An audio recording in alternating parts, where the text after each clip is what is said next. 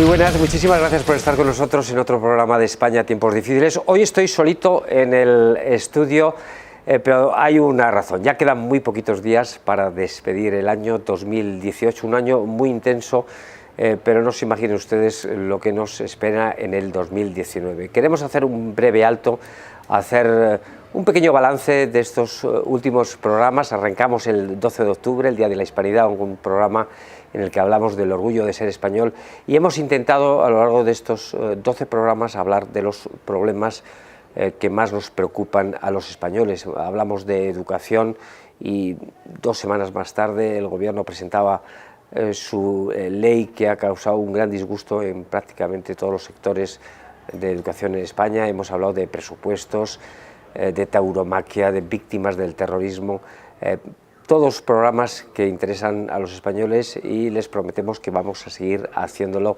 a lo largo del año 2019. No sé si yo estaré aquí con ustedes, pero van a estar en buenas manos. Hoy, el programa de hoy va a recoger un poco esos momentos que seguro que ustedes recordarán, y si no lo han visto tendrán la oportunidad de verlo. España, tiempos difíciles de este año.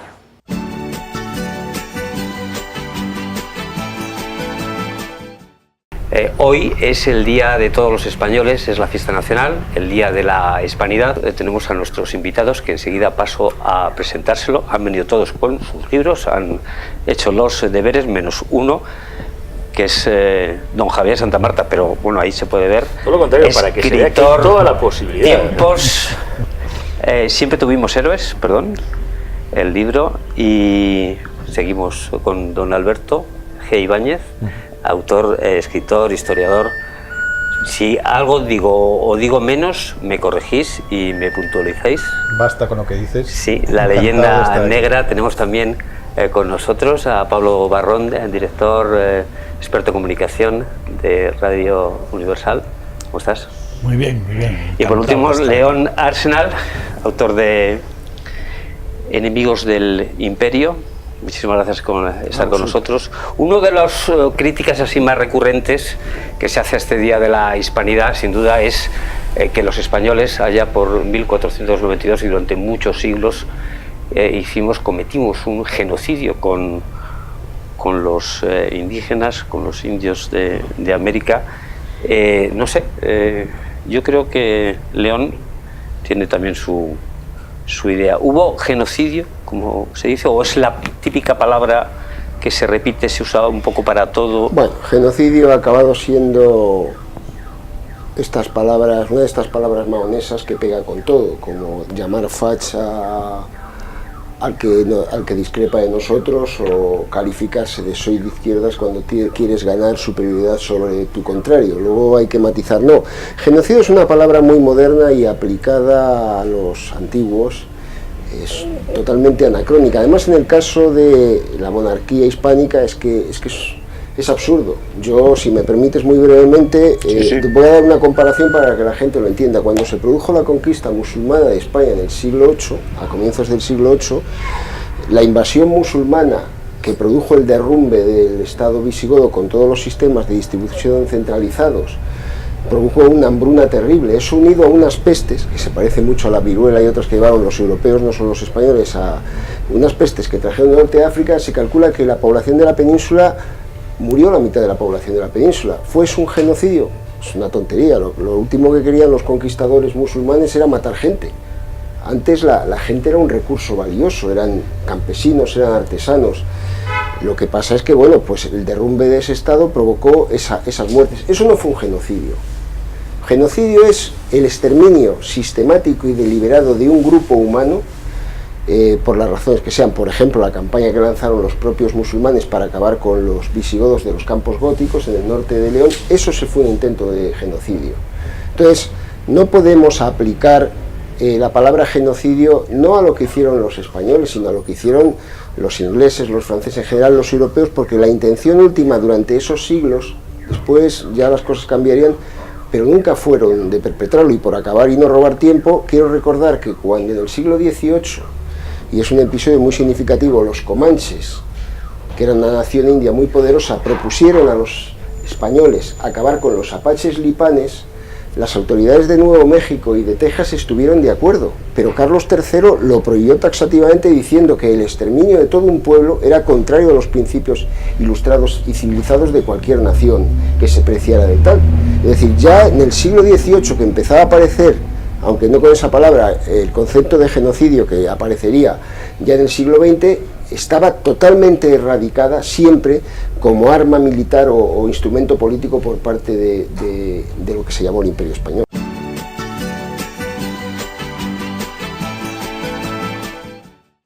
Unas cuentas, vamos a ser generosos, vamos a calificarlas como insólitas, primero porque todavía no tienen el respaldo del Parlamento, segundo porque, bueno, volvemos otra vez a la época del gasto público, hacía 10 años que no se gastaba tanto, en una época, digamos, de recesión, donde todo el mundo aconseja ser un poco comedido, pues aquí, bueno, pues vamos a gastar mucho.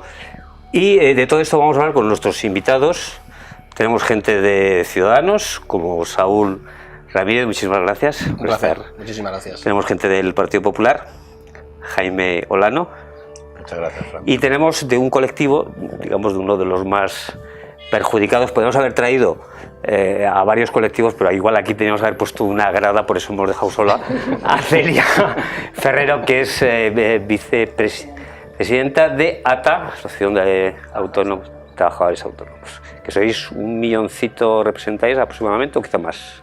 No, a ver, nosotros en principio nuestra representatividad está más del 50% de todo el colectivo, lo que se llama en peso relativo, vamos a decirlo así. Luego nosotros dentro de ATA pues tenemos 169.000 socios directos y luego indirectos cerca de 500.000. Ustedes dirán, ¿por qué hemos dejado sola a Celia? Aquí debería estar sentado otro, o ahí un poco más para allá, debería estar presente, digamos, alguno de los padres de la criatura de los presupuestos generales del Estado, pero desgraciadamente hace apenas unas horas nos han llamado, iba a venir un diputado del Partido Socialista, vamos a decir el nombre, pero le han aconsejado en su grupo parlamentario que no viniera, no haya ninguna debate, a ninguna tertulia, pues porque no deben estar un poco los ánimos para que anden por ahí los... ¿Qué quiere usted? ¿Por qué no habrá podido venir, no le han dejado venir? Bueno, yo creo que tienen claro que lo que han hecho son los cuentos de la lechera. Yo diría que son las cuentas del gran capitán. Llevan diciendo a todas las personas, a todos los españoles, que estos presupuestos son presupuestos sociales, que solo van a atacar a los privilegiados, a aquellos que ganan más dinero, a los ricos, esa famosa dicotomía que tanto les gusta utilizar de los ricos, y que no va a ir en contra de ningún colectivo, ni de la clase media y trabajadora, ni de los autónomos, y han demostrado que es falso. De hecho, cuando uno se pone a quitar la parte doctrinaria de esos presupuestos, es decir, elimina toda la paja y se queda con el grano, lo que sí ve es que la figura tributaria que más va a recaudar es el impuesto al diésel, lo que ellos lo han camuflado como impuesto verde, pero realmente son 670 millones de euros, que triplica, para no ponernos en cifras, triplica lo máximo que van a recaudar con esa subida a los IRPF más altos, con esos impuestos que van a coger a los ricos. ¿Alguien sabe? Claro, decimos 670 millones de euros.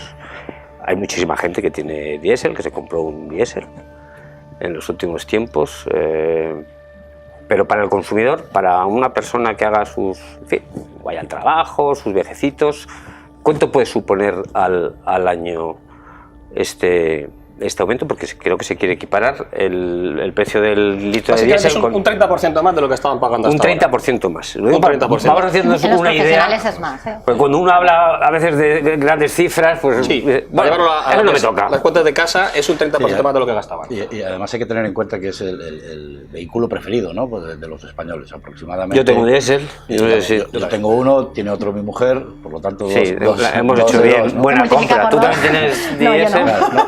Aproximadamente hay unos 17 millones de vehículos diésel 17 en millones. España, de los cuales 14 millones aproximadamente son utilitarios, ¿no?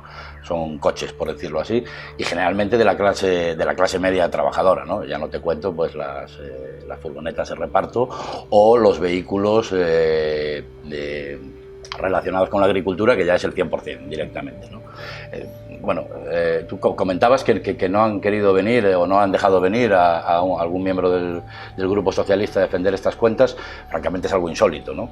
Yo y Saúl también estos 2 últimos años, pero yo alguno más porque soy mayor que Raúl, no por otra cosa, he tenido que defender las cuentas del Partido Popular y lo he hecho con orgullo y con convicción desde el minuto 1, ¿no? Creo que es la primera vez en la historia que los autores de la criatura, los padres de la criatura, no vienen a defender... No reclamen la paternidad. Claro, no reclamen la paternidad, ¿no? Es algo francamente curioso.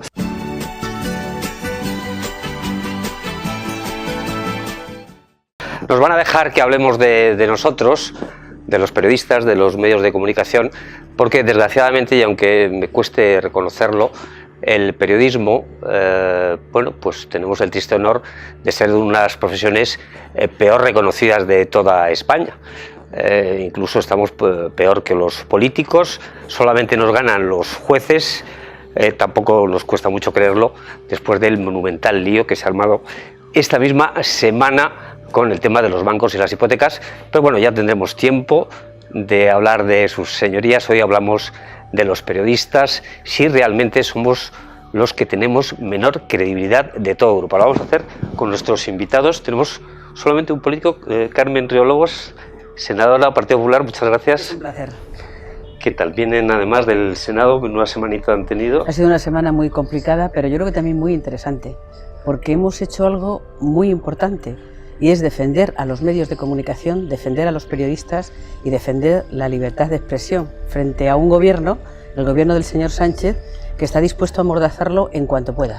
Muchísimas gracias por lo que a nosotros respecta, aunque allá ustedes defendiendo a tamaña patulea. Tenemos a muchos invitados que son la mayoría expertos en temas de comunicación. Alberto Sotillos, hola, ¿qué tal? Sociólogo, ¿qué tal? Encantado, placer estar aquí. ¿Es cierto que el gobierno actual está amordazando? No, yo creo que lo que hace es que se explica mal, que es otro problema que también deberíamos de tratar de la comunicación desde los gobiernos, porque yo creo que trataron de decir otra cosa, pero es verdad que no me atrevo ya a definir exactamente qué quiere decir el gobierno en determinadas cuestiones, así que el PP pues tuvo la oportunidad de evidentemente interpretarlo a su manera, pero yo creo que es una cuestión de comunicación, de que querían ayudar al periodismo. Lo que pasa es que se explican rematadamente mal. Y Alfonso Sánchez del Real es profe, es también experto en comunicación, profesor del Instituto de Empresa, uno de las, por cierto, institutos mejor reconocidos en todo el mundo. Eso es mérito también de un poco de los profesores y de los españoles. ¿Realmente somos los peores de toda Europa, menor credibilidad? ¿Tan malos somos? Las noticias son malas, pero no son territorialmente malas. Las noticias son malas a nivel mundial en términos de medios de comunicación. La industria de los medios de comunicación actualmente es una industria muy antigua, es una industria no diseñada, es una industria que jamás ha soportado un proceso de diseño de cómo deberían hacerse las cosas han pasado porque sí, o las cosas se hacen por cómo se hacían cuando se fundaron las gacetillas del 19, y además está en un cruce de caminos muy complicado, un cruce de caminos lleno de gente de mal vivir, de mucho dinero que pasa arriba y abajo. Es una industria colocada en un lugar complicado y luego entraremos en detalle, pero además sometida a las tensiones de aquellos que pasan. Hay mucho dinero en juego, hay mucho interés en juego y hay mucho voluntarismo de aquellos que trabajan en la industria, ¿no? Pues luego hablaremos de la separación entre periodistas, editores y los poderes que pagan la fiesta, que al final son los medios, y que no son los que compran el número, el ejemplar o pagan viendo publicidad. Sí, vamos a hablar de los periodistas de base, que son, por cierto, los que tienen unas condiciones salariales más precarias también del continente. La diferencia además entre lo que gana un periodista de base y su gran editor o el gran jefe de los medios de comunicación es abismal. Quizá a lo mejor la culpa haya que echarla un poquito más arriba. Pablo Barrón, director de... también usted está arriba. Así menudo que día me has traído, menudo día. Algo de culpa... Credibilidad en los medios y mordaza en los medios. Las dos cosas que podemos hablar.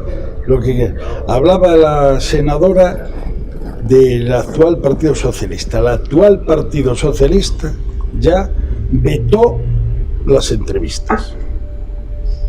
O sea, criticaban al PP que tenía mucho que mejorar en su... Yo ya echo de menos el plasma de Rajoy como algo de lujo. Pero independientemente, eso es una parte, eso es el acceso como el político decide dar el mensaje por los riesgos que pueda tener o no. Eso es una cosa. Pero criticaban al Partido Popular porque el Partido Popular evidentemente tenía a sus amigos y tiene a sus enemigos, pero a los enemigos nunca los ha vetado, como mucho les controlaba un poquito, que ahí es donde voy yo con la libertad. Yo en 35 años siempre he tenido necesidad de dar más explicaciones de las necesarias para publicar cosas. Todavía tengo cosas en el cajón que ahora que tengo un medio lógicamente libre, pequeñito, pero donde no recibo instrucciones de nadie, ya no tengo ese gran jefe que gana un dineral y que encima dice todo lo que yo tengo que hacer con un trabajo que yo hice, porque los intereses y la llamada se la hacen a él. Y entonces se desilusiona el periodista.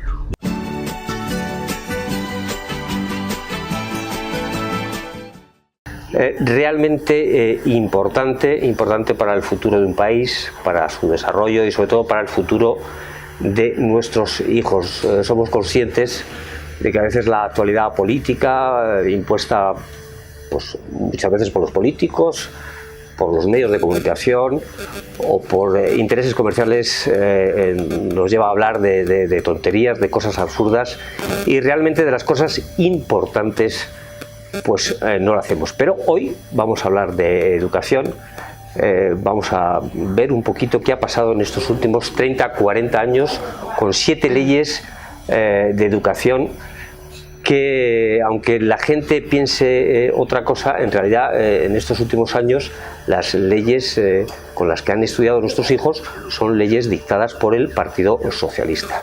La consecuencia es, ustedes lo saben, todos coinciden, la UNESCO, OCDE, World Economic Forum, España tiene un nivel bajísimo de educación, estamos a la altura de países, sin menospreciar, de Hungría, Trinidad y Tobago, estamos por detrás del Líbano o de Costa Rica. Pero es que además el famoso informe PISA nos revela que dentro de España las diferencias también son notables.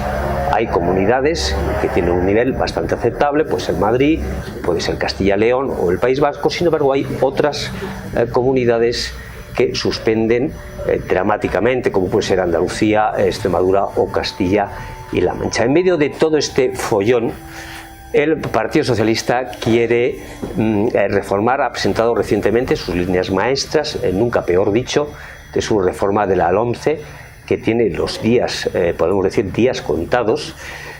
Y para hablar de todo esto tenemos a nuestros invitados.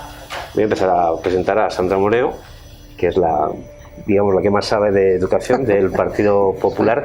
Cuando digo que la LOMCE, que la hizo la redactó el Partido Popular, tiene los días contados, no sé si estoy exagerando o... Bueno, existe una intención clara por parte del actual gobierno, del gobierno del Partido Socialista, de reformar la LOMCE. Pero evidentemente la LOMCE es una ley orgánica, es decir, su reforma requiere una mayoría absoluta en el Congreso de los Diputados, por lo tanto requeriría ponerse de acuerdo, en fin, con todos aquellos grupos que votaron la moción de censura. Bueno, de momento lo que ha hecho el gobierno es someter a consulta pública un documento bueno, para que los ciudadanos, cualquier ciudadano, se pronuncie sobre diferentes aspectos de la LOMCE, y en ello hay aspectos fundamentales, porque se hablan de las evaluaciones, donde se habla de la libertad de las familias, porque establece clarísimamente que la programación tiene que estar por encima de la voluntad de los padres, es decir, una reforma muy teledirigida, a la que nosotros evidentemente significa no mirar al futuro, sino una vuelta al pasado y hacia planteamientos que ya se han demostrado, como se señalaba antes, haciendo referencia al informe PISA, que han fracasado en nuestro sistema educativo. Vamos a hablar de todos esos temas que pretende reformar el gobierno. Ustedes dirán que ahora debería presentarles a alguien del Partido Socialista para explicarnos estas líneas maestras Pues no va a poder ser, no va a poder ser. Estaban invitados al programa, pero bueno, según nos comunicaron, los invitados no eran de su agrado. No sé qué tiene usted, don José Antonio Poveda, que es el secretario regional, uno de los invitados de escuelas católicas, que no se quiere el gobierno ver las caras con ustedes para debatir. ¿Qué les han hecho ustedes?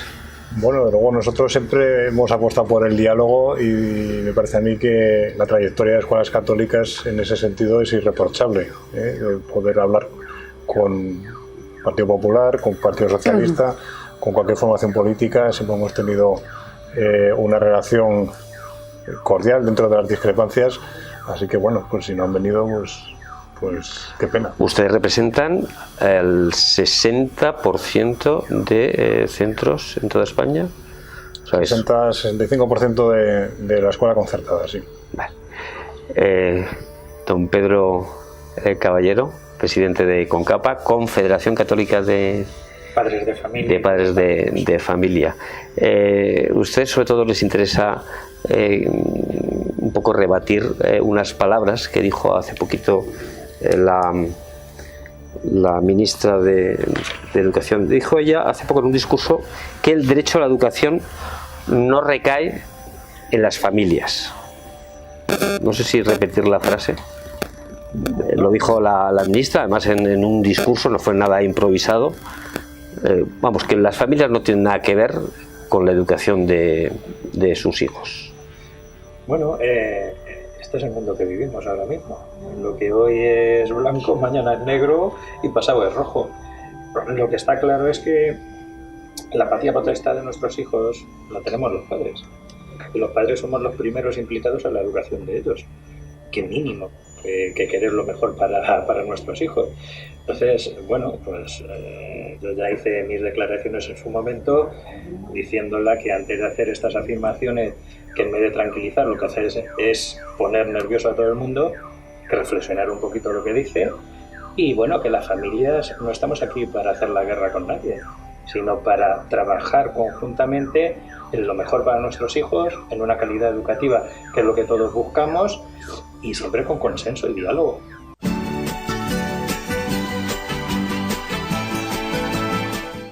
Vamos a hablar de una de las costumbres más genuinas españolas y precisamente por ser española tiene sus fuertes detractores, pero también tiene, como no, sus grandes seguidores. Y lo vamos a hacer con la ayuda de nuestros invitados que enseguida se los voy a pasar a presentar a todos. Voy a empezar por Laura Duarte, que es portavoz del PACMA. El PACMA es el partido animalista. Voy a darles unos datos un poco para saber quiénes son los el PACMA. En el año 2004 tuvisteis en las elecciones legislativas poco más de 40.000 votos, pero ya en el 2016, las últimas elecciones, son casi 300.000. Pero voy a dar un dato más. En el Senado, que son esas hojitas de color sepia, donde los ciudadanos tenemos un poquito más de libertad a la hora de votar, de poner una X en los casilleros, el PACMA tuvo la friolera de casi 1.300.000 votos, que es una cifra, digamos, digna de tener mención. Y básicamente porque el PACMA es un partido animalista, pero básicamente en la defensa del toro basáis quizá Sí, el partido surgió como partido antitaurino. En el 2004, al que haces referencia, PACMA se llamaba Partido Antitaurino contra el Maltrato Animal. Y sí que es verdad que con el tiempo hemos ido incluyendo otras luchas animalistas que nos representan a todas las personas que formamos el partido, y por eso cambiamos el nombre por Partido Animalista. Es verdad que la defensa de la prohibición de la tauromaquia es la esencia de nuestro partido, pero es verdad que hemos incorporado en general la defensa de todos los animales en todos los ámbitos y luchamos en todos esos sentidos. Pues a su izquierda tenemos a Sergio Martín, que es Sergio García, perdona, que es miembro de la sociedad de la plataforma Tortura no es Cultura, miembro también de la dirección de Podemos. Yo me figuro que vosotros echaréis una miradita a los resultados electorales del PACMA, porque son muchos votos. Igual que vosotros de alguna otra manera os gustaría tener para vuestra formación, o no es complementario. Bueno, desde nuestro punto de vista, que PACMA crezca y haya crecido tanto es una muestra clara del sentir mayoritario de la ciudadanía. La sensibilidad por los animales se demuestra en el voto a PACMA y en el voto también a formaciones que defienden los derechos de los animales. Que PACMA crezca y cada vez crezca más es muy sano y demuestra que la sociedad española crece también desde el punto de vista ético. Bueno, estos son los votos, pero los aficionados a los toros, digamos que no tienen un partido especialmente taurino, pero sí van a las corridas de toros. El año pasado cerca de 10 millones de españoles, españolas asistieron a un festejo taurino. ¿Cómo está la fiesta? Pues a ver. Pedro Javier Cáceres, me olvidaba, que ha sido y sigue siendo comunicador de medios taurinos, ha trabajado en todo, radio, televisión, prensa escrita, vamos, de toros toda la vida. Tú lo has dicho, 10 millones de espectadores, yo creo que es una cifra respetable. Eso desde el punto de vista cuantitativo. Si tenemos en cuenta uno de los problemas principales que tiene la fiesta de los toros, que es lo caros que son, porque los costes son muy caros, da todavía un mayor valor a la incidencia que la fiesta de los toros tiene en España, en el sur de Francia, en Portugal, aunque con otras connotaciones, y en parte de la América Latina. Datos, contra datos no hay argumentos. Uno de esos aficionados, de esos 10 millones de aficionados que van todos los años a un festejo taurino, es Agustín Gutiérrez. Muy buenas tardes. Claro, cuando usted oye, yo no sé si le habrá pasado, pero ha ocurrido en algunas plazas que algunos manifestantes, algunos del PACMA, de partidos animalistas, se han situado en las puertas de las plazas y han increpado, insultado a los asistentes. Yo no sé si a usted le ha pasado esto alguna vez, en cualquier caso, ¿qué le parece? A mí no me ha pasado, no me han insultado. Si me hubieran insultado, pues les hubiera insultado yo a ellos también. Yo creo que pueden ir a manifestarse, pero de una forma educada y pacífica y no llamando asesinos a los toreros y cosas así. El derecho de manifestación está reconocido, pero yo creo que la libertad de cada uno empieza o termina donde empieza la libertad de los demás.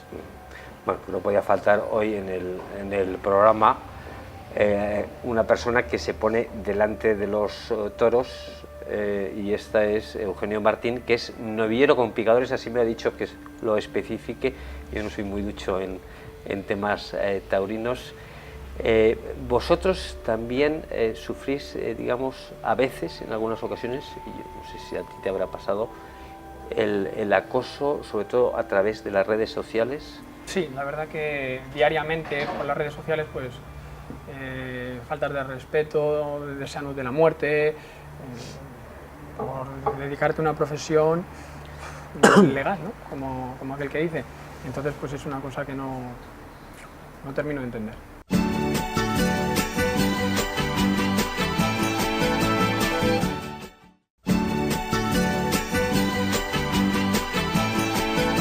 Hoy vamos a hablar de un tema muy importante porque afecta no solo a cerca de 130.000 empleos directos, pero podríamos estar hablando, entre directos e indirectos, de casi medio millón de puestos de trabajo. Pero también hablamos de un sector, como es el sector del taxi, un sector estratégico que afecta prácticamente a todos los ciudadanos y también al desarrollo de la economía de una nación. Vamos a hablar del taxi, los jaleos, líos que ha habido con las nuevas licencias, las famosas VTC, los Cabify, los Uber, que por cierto hoy estaban invitados a este programa, pero bueno, ellos se han negado a venir, han puesto pretextos, vamos a respetarlo, pero no vamos a poder escuchar su versión, ellos sabrán muy bien por qué. Bueno, paso enseguida a presentar a nuestros invitados. Tenemos con nosotros a don Ángel Julio Mejía, que es vocal de Fede Taxi, pero como usted decía hace unos minutos, taxistorro. Taxistorro de las calles de Madrid. Sí, soy vocal de Fede Taxi y vicepresidente de la Asociación Gremial del Taxi de aquí de Madrid, la cual componemos 5.500 taxistas de los 15.736 que están dando un excelente servicio en las calles de este Madrid. Vamos a hablar de esos servicios, vamos a hablar de muchos temas, pero sobre todo hay que abordarlo desde un punto de vista legal, y para eso hemos invitado a don César Barrado, abogado de muchas cuestiones, pero la que hoy le trae aquí con nosotros es el tema del taxi. Es un tema muy complejo, hay unas leyes que se han cumplido a medias o no se han cumplido, quizá ahí radica... Con mucha legislación y muchos vacíos al mismo tiempo. Sí, vamos a hablar de esos asuntos. ¿La culpa es del legislador, de los políticos? ¿Se hizo mal al principio, en la época de Zapatero, o se ha hecho mal siempre a lo largo de los años? No es por ser políticamente correcto, pero yo creo que buscar culpables quizá tenga más sentido buscar soluciones, ¿no?, que culpables. Ahora, la culpa, pues los problemas en el mundo del taxi no son de ahora, vienen ya de hace muchísimos años. Ahora te hablo como abogado y como usuario del taxi, como consumidor, como usuario del taxi de hace muchos años.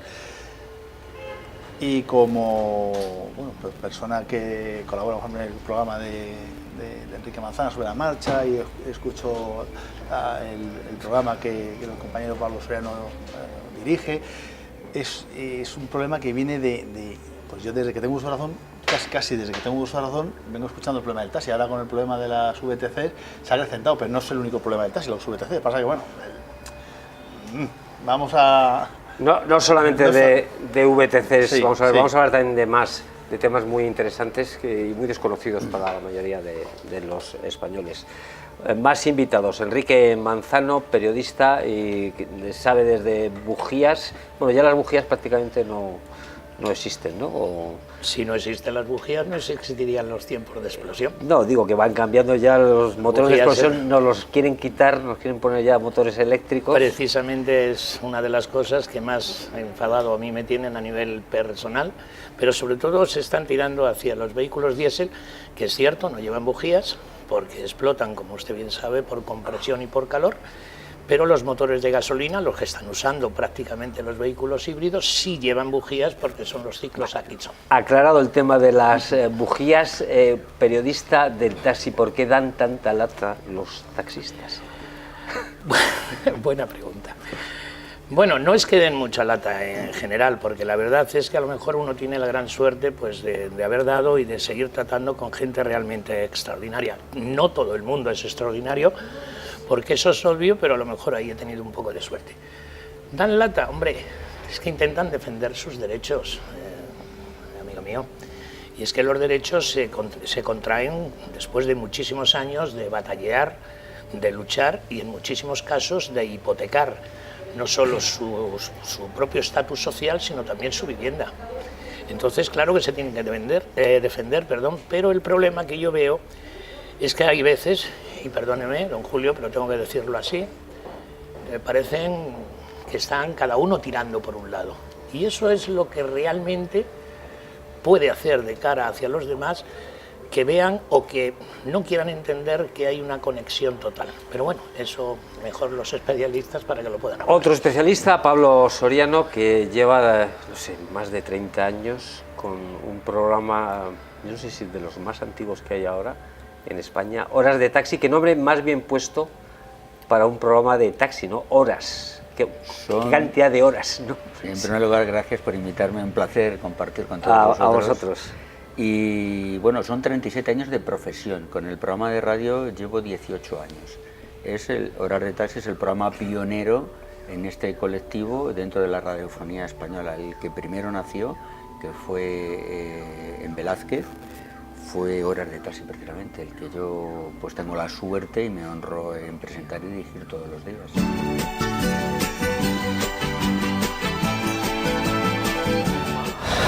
Vamos a hablar de Venezuela, pero verán ustedes cómo también, aunque sea de manera indirecta, vamos a hablar de España, porque desgraciadamente muchos de los pasos que se están dando y que se han cometido en Venezuela, desgraciadamente también se están intentando dar en España. Venezuela, y no exagero, créanme, está viviendo quizá la mayor recesión en la historia de Hispanoamérica.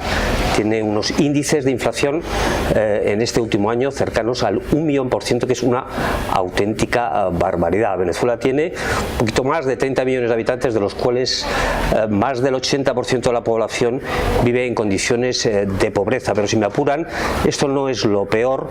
En Venezuela, en Caracas, muchas ciudades de Venezuela, hay asesinatos, gente que va a la cárcel por defender sus ideas y gente que se ve obligada a abandonar el país en uno de los mayores éxodos de toda la historia de Iberoamérica. Yo no sé, buenas tardes, don José Ramón García Hernández, portavoz Partido Popular de Exteriores, si he pintado un panorama un poco exagerado. Eso es lo que quieren nuestros adversarios, que parezca exagerado. Pero por desgracia es muy acertado. Llevamos muchos años denunciándolo. Yo recuerdo la primera vez que nos encontramos es el año 2001. Ya avisábamos de esa crisis que podía venir Venezuela. Año 2001, hace 17 años. Y yo recuerdo esa frase porque me la dijo también, aquí tenemos varios representantes. Sí, vamos a presentarlos ahora. Caracas no es La Habana. Y esto es lo que nos quieren decir la gente de Podemos que tenemos aquí. Madrid, España, no es Venezuela y no podrá ser Venezuela. Esta gente ha desarrollado un método, una forma de financiación, una lectura de la política. Y entonces ellos empezaron a lanzar ya en el año 1993 frases como la casta, no nos representan, la necesidad de reformar la Constitución. Por eso decía yo el otro día, a ver si les suena una constitución más descentralizada para Venezuela, que ya es un Estado federal, y un indulto a Hugo Chávez, que dio un golpe de Estado. A ver si los paralelismos se dan o no se dan. Y luego que no se le olvide a nadie, tenemos una fuerza donde todos sus líderes se han entrenado en Cuba, en Bolivia y en Venezuela. Este es monedero, esto no lo escuchan, y que nos quieren traer el mismo modelo y solo necesitan una cosa para triunfar, que es la fragmentación de todos los demás partidos y sobre todo la fragmentación del centro derecha. Por eso decía al principio del programa que aunque hablemos de Venezuela, también estamos hablando de España. Recién llegadita de Venezuela, Rafaela Requesens, que es presidenta de la Federación de Universidades, Centros Universitarios, hermana de Juan Requesens, que en estos momentos está en la cárcel. ¿Cuántos días lleva? 97 días en el SEBIN, el helicoide. ¿Por qué está preso tu hermano? ¿O qué dicen? ¿Por qué dicen que está...? Está preso obviamente porque va de frente contra el régimen, denunciando las violaciones de los derechos humanos, porque lucha, porque alzó la voz, pero según este señor Nicolás Maduro, porque está involucrado en el supuesto magnicidio. Y ni siquiera tienen pruebas para demostrarlo. No, hoy Juan Requesens está preso por querer un cambio en Venezuela. Y así como Juan, hay más de 300 personas también que están presas por luchar por Venezuela. Y así como Fernando Albán, que fue concejal y fue asesinado, hay millones de estudiantes y de jóvenes y de venezolanos que fueron asesinados por querer un cambio en el país. Vamos a hablar mucho de los presos políticos, vamos a hablar también de esos intentos de asesinato. Vayan tomando nota de esos sucesos que van ocurriendo, porque, como les digo, en España también están pasando cosas parecidas que ocurrieron hace ya unos años en Venezuela.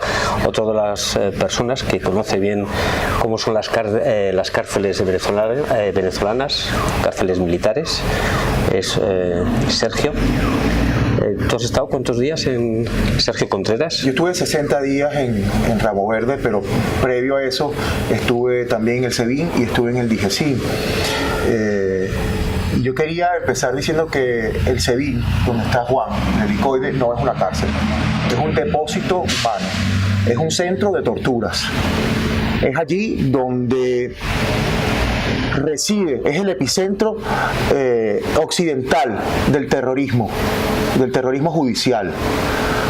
Allí se tortura a diario. En este momento, cuando las personas están viendo este programa, hay una persona que está siendo torturada, hay una persona que está siendo golpeada, hay una persona que le están arrancando las uñas, hay una persona que le están obligando a grabar un video para generar una olla podrida, bien sea un líder de la oposición, bien sea un diputado, bien sea cualquier persona pública, con tal de atacar el sistema de partidos y atacar todo aquel movimiento que intente rescatar el orden constitucional nacional y la democracia que en Venezuela ha sido arrebatada por la más cruel de las dictaduras que haya vivido Venezuela. Una dictadura que fue capaz de torturar a golpes a Albán, que después de torturarlo sin clemencia alguna, después de matarlo a golpes, fue capaz de lanzarlo por la ventana para ocultar de forma cobarde, para ni siquiera tener el coraje de decir sí, lo hicimos, lo lanzó por la ventana para borrar las huellas de una tortura.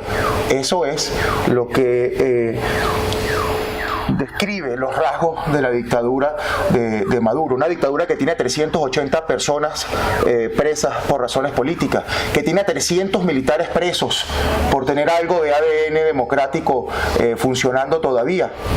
Es una dictadura que ha sido capaz de rechazar ayuda internacional para paliar la crisis humanitaria que está haciendo que por el puente Simón Bolívar pase un éxodo de características bíblicas. Estamos hablando de decenas de miles de personas que salen dejando atrás a sus familiares, volteando y viendo por última vez a su familia sabiendo que no la van a ver, entregando incluso a algunas mujeres sus hijos en el camino y que no lo van a volver a ver. Eso precisamente son los efectos del populismo que en Venezuela no solamente le arrebató el brillo de la esperanza a los ojos de los niños en Venezuela y a toda la familia venezolana, sino que lo ha exportado a toda América Latina y lo ha exportado más allá de América Latina simplemente para ser un club de amigos totalitarios, populistas, que son capaces de menoscabar los derechos, arrebatar las libertades, disminuir la democracia con el afán de simplemente hacerse de los dineros públicos y después los vemos en el barrio Salamanca comprando 120 apartamentos o los vemos en cualquiera de las capitales del mundo haciendo negocios milmillonarios con el dinero que han sacado de Venezuela a punta del sufrimiento de un país que nunca ha merecido vivir un drama tan grande.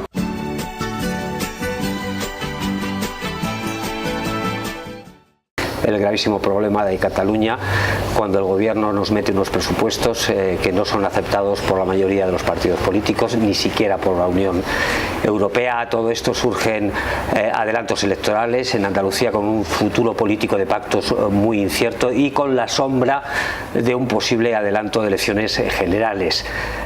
Brota el problema también de Gibraltar y a todo esto Franco sigue en el Valle de los Caídos. Y por si fuera poco, en este menú, en este mejor dicho batiburrillo, una sala del Tribunal Supremo de lo contencioso coge, agarra y dice un día que el impuesto de actos jurídicos documentados pues que no lo paga el hipotecado, sino que lo paga el banco. Luego dice lo contrario, luego vienen partidos políticos que hace unos meses decían una cosa, luego dicen otra, viene un gobierno a golpe de decretazo y nos dice lo contrario. En fin, el que tenía que explicar lo del decretazo, alguien del gobierno, del Partido Socialista, una vez más, y ya viene siendo una costumbre en España a tiempos difíciles, nos llaman unos minutos antes de que empiece el programa y, como siempre, esta es la presencia de gente del Partido Socialista, lo cual lo agradecemos profundamente. Pero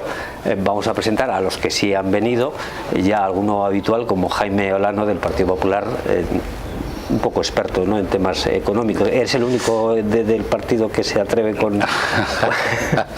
No, bueno, afortunadamente somos muchos, pero bueno, ha coincidido que me ha tocado a mí el placer de venir en varias ocasiones. El marrón. Y como digo, no, un placer. Siempre es bueno venir a un sitio a debatir con pues con calma y con expertos y a contraponer ideas, como pues, seguramente a lo largo de la tarde de hoy pues ocurre, ¿no? Pues a ver si podemos dar un poquito de luz. También portavoz, miembro de una asociación de afectados de hipotecas, Azael Baviano. Muchas gracias por estar con nosotros. Gracias. Sois muchos, hay muchas asociaciones, ¿no?, de afectados. Hay plataformas en todas las ciudades de España prácticamente, porque desahucios hay en todas las ciudades de España. Pues luego nos contará un poquito más cómo está el asunto, si es que alguien sabe cómo está la situación. Y un asesor jurídico que nos hemos traído, el único que ha querido venir, don Javier Gil. ¿A usted le vienen y le piden consejo? Bueno, yo lo que pasa es que llevo 36, 38 años pues dedicado exclusivamente a este campo, pero en el área del acreedor. Es decir, yo siempre he defendido a bancos, financieras, cajas, etcétera, etcétera. Lo que no quiere decir necesariamente que esté de acuerdo con ello. Bueno, allá usted. En fin, vamos a ver, no sé muy bien por dónde empezar, así que voy a empezar por don Jaime Olano, que nos diga cómo está la situación ahora, a día de hoy. El tema de los impuestos, qué es lo que ha hecho el gobierno. Nos hubiera gustado que nos lo explicara, pero ya les he dicho que no han querido venir y han avisado hace apenas unos minutos antes de comenzar el programa. ¿Cómo está la situación?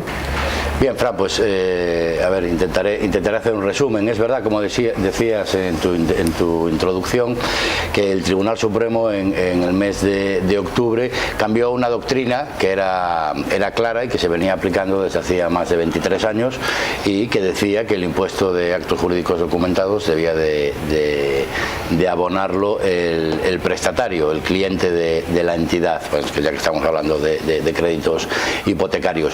Es verdad que, bueno, pues en una actuación, si quieres, un tanto sorprendente, pues se decidió al final que el Pleno del Tribunal Supremo pues debatiera el asunto para fijar doctrina y finalmente, pues después de una votación muy ajustada y de 2 días de deliberaciones, decidió por 15 votos a 13, creo recordar, que se volviera a la doctrina anterior, ¿no? Bueno, es una actuación, bueno, pues seguramente criticable, que ha creado unas expectativas en muchos ciudadanos hipotecados y que, bueno, que el gobierno del señor Sánchez pues ha aprovechado en un ataque de populismo, diría yo, ¿no? Por ser un poquito más populista que su socio de Podemos. Bueno, pues enseguida salió a dar una rueda de prensa, esos días extraños en los que decide estar por España, y dio una rueda de prensa anunciando pomposamente que los clientes nunca más iban a pagar el impuesto de actos jurídicos documentados, porque él por decreto iba a evitarlo. Es verdad que a los Jaime, sin haber leído la sentencia. Sí, sin haber leído la sentencia. Y es verdad que a los 5 segundos, a la primera pregunta que le hicieron de oiga, ¿cómo va a evitar usted que el banco repercuta en el cliente el coste que supone, el incremento de coste que supone tener que abonar el impuesto de actos jurídicos documentados? Dijo que confiaba en la buena fe de los bancos, ¿no? Por lo tanto, por un lado, una declaración muy pomposa y muy grandilocuente de yo, Pedro Sánchez, evitaré que esto vuelva a ocurrir, y por otro lado, a los 10-15 segundos, pues tuvo que afirmar en contra de lo que había dicho, que no sabía cómo lo iba a hacer y que serían los bancos los que decidían si lo repercuten o no. Y la verdad es que a cualquier ciudadano normal, ¿no?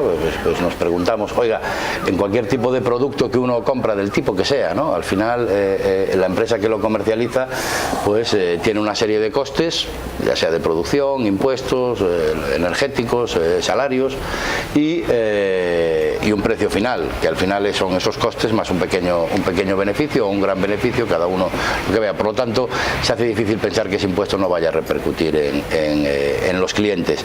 Y ahora en el Congreso de los Diputados, pues la semana pasada se aprobó ese Real Decreto, se confirmó, se validó ese Real Decreto y también se aprobó la tramitación como proyecto de ley, porque es verdad que al haber sido hecho a toda prisa, pues primero hay serias dudas de que sea constitucional, porque no se puede modificar un impuesto por vía de decreto, sino que ha de ser por vía de un proyecto de ley.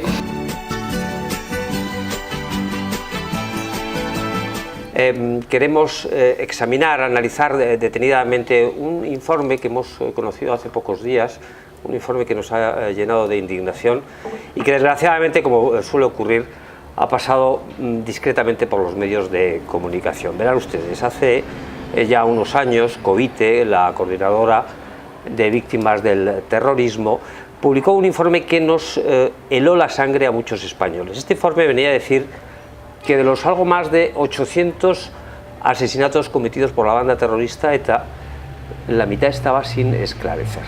Pues Covite estos días ha dado un paso más y ha investigado estas sentencias judiciales y el informe nos ha vuelto a indignar.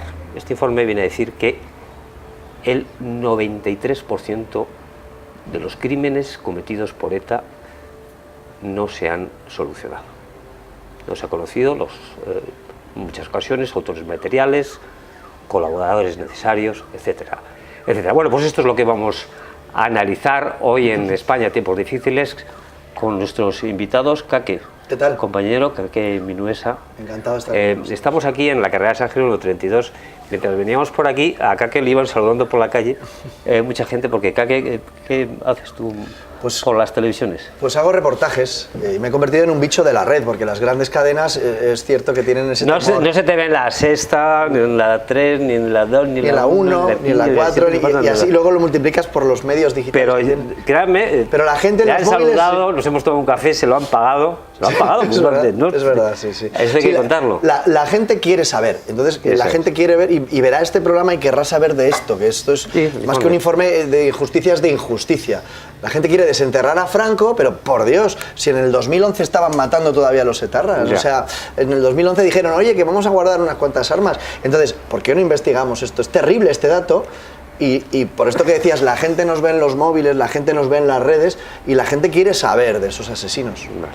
De matar y de amenazar. De amenazar sabe mucho otro de nuestros invitados, Carlos Fernández de Casadevante, que hace 20 años ya, catedrático de Derecho Internacional, hace 20 años tuvo que dejar a su mujer, a sus hijos, porque usted vivía en San Sebastián. Tú, te voy a explicar que San Sebastián. En San Sebastián. Sí. Y tú das clase. Sí.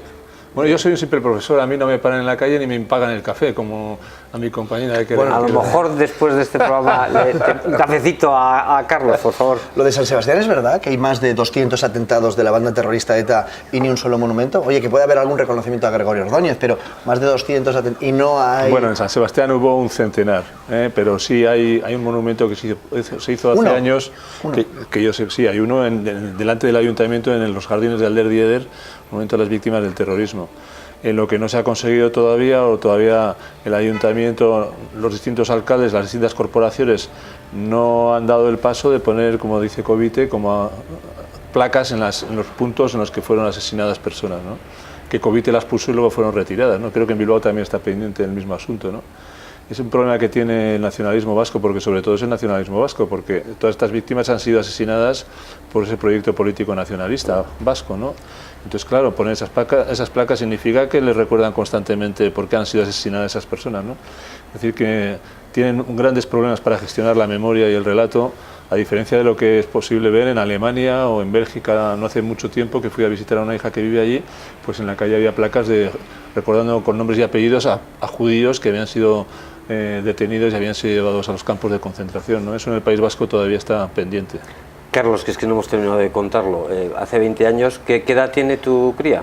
Ahora, la más pequeña tenía 1, ahora tiene 22. 22, y sí. Tú tuviste que dejar toda tu vida, tu familia, sí, bueno, pues, venirte a una habitación zucha aquí en Madrid y a buscarte la vida, ¿por qué? Al principio sí, así fue, bueno, pues porque personas ahora consideradas respetables, que están en Sortu, como Rufino Echeverría, fue el que gestó aquello que lo llamaron la socialización del sufrimiento. Como los presos estaban en las cárceles y la sociedad no era consciente, según ellos, de su sufrimiento, pues había que empezar a amenazar a determinados colectivos, ¿no? A que sufrieran también. Es cuando empezaron a asesinar a cargos públicos, a Gregorio Ordóñez, políticos del PP y del PSOE, a perseguir a jueces, a amenazar a jueces, periodistas y también profesores, ¿no? Y bueno, pues yo después de tener una pintada en la pared de mi despacho donde me llamaban carcelero porque llevaba el lazo azul, era más sensible a los secuestrados que a los terroristas presos, y de amenazas en panfletos en el campus y alguno en mi despacho, pues luego me pusieron un paquete explosivo que no estalló porque no estaba previsto que estallara, pero ahí fue el detonante de que ya, pues mi jefe, que estaba en la Complutense en Madrid, me dijo que tenía que salir de allá, y ya no me resistí, me lo había dicho 3 veces y vine, ¿no? Y bueno, pues sí, empecé a dejar todo allá y vives para contarlo, joder.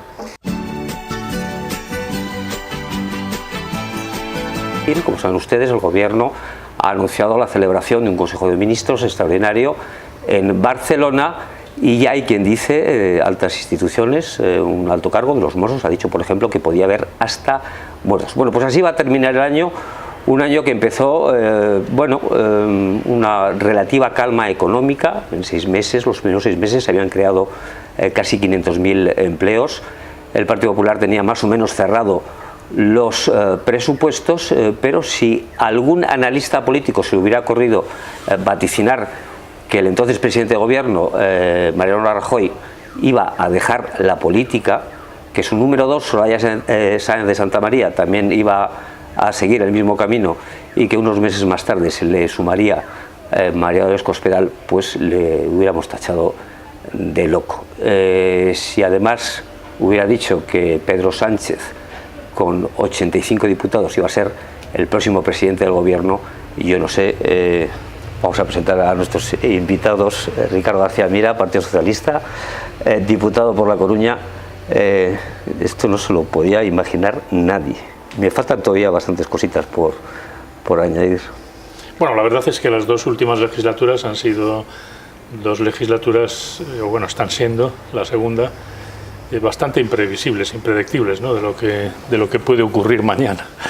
Entonces sí, es verdad que era una situación muy complicada, donde el Partido Socialista, siendo el primer partido de la oposición, pues bueno, termina en el gobierno, ¿no? Y no cabe duda que es una situación, con el número de diputados que tú dices, es una situación desafiante y compleja, pero como hemos visto a lo largo de estos meses, pues la Constitución y los mecanismos constitucionales pues permiten que el juego se desarrolle, porque bueno, es verdad que la situación es compleja, las alianzas también lo son y lo siguen estando, no siguen siendo complejas, pero no cabe duda que también se están haciendo cosas, ¿no? A lo largo del año pues han sucedido muchas cosas buenas, otras cosas que suponen desafíos para el futuro inmediato y cuestiones también muy complejas de resolver, ¿no? Difíciles. Pero bueno, siempre es mejor que estar paralizado, que no haya presidente. Ya hablaremos, no sé, hay quien piensa que incluso sería mejor que no hubiera, como ocurrió en Bélgica, durante muchos meses que no había gobierno y el país andaba. En fin, vamos a seguir presentando Rocío Monasterio de Vox. Porque Vox, como saben ustedes, hace unas semanas se celebraron elecciones en Andalucía y la irrupción con 12 diputados en el Parlamento de Andalucía desde luego ha sido un auténtico shock para algunos partidos. Rocío, cuéntanos. Bueno, yo creo que lo que se ha visto en Andalucía es la voz de 400.000 andaluces valientes que querían acabar con ese régimen que era el socialismo en Andalucía, ¿no? Y yo felicito a todos esos andaluces.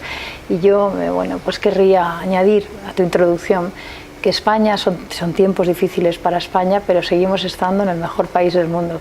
Que muchos de nosotros, si nos preguntaran hoy dónde querrías nacer, seguiríamos diciendo en España.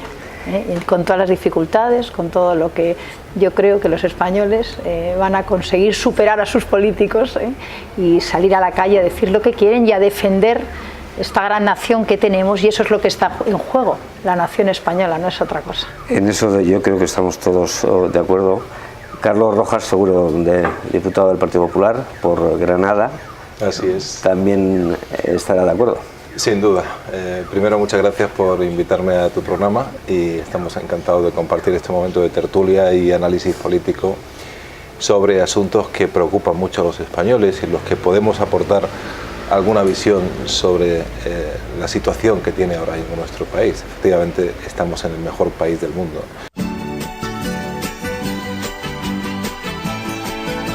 Hoy vamos a hablar de un sector, ya verán, realmente interesante, muy poco conocido por los españoles. Digo poco conocido, tiene poca visibilidad en los medios, pero es de extraordinaria importancia.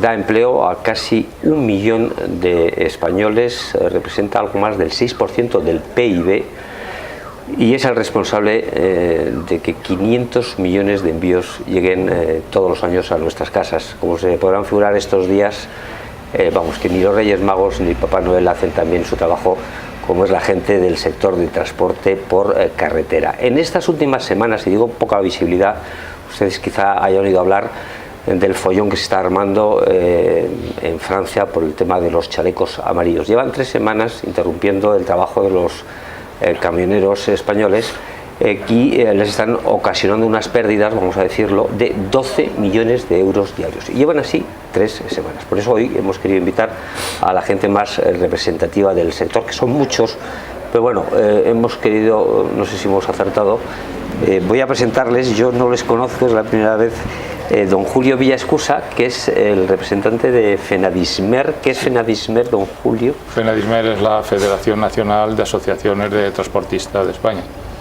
que agrupa a asociaciones territoriales, casi 45 asociaciones territoriales, y tiene pues un volumen de empresas de 23.000 empresas asociadas.